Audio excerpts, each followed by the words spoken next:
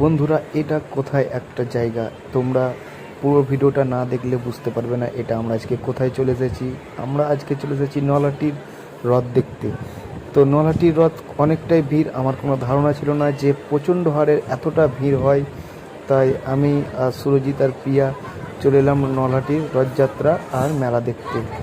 তো আমরা মেলার ভিতরে বেশ ঢুকেই পড়েছি, প্রচণ্ড হারে লোকজন। আর এটা সামনে যেটা দেখতে পাচ্ছ এটাই হচ্ছে সেই রথ, নলহাটির রথ। আর আজকেও এতটা ভিড় কি বলবো, ভালোভাবে সব কিছু ঘোরা হলো না।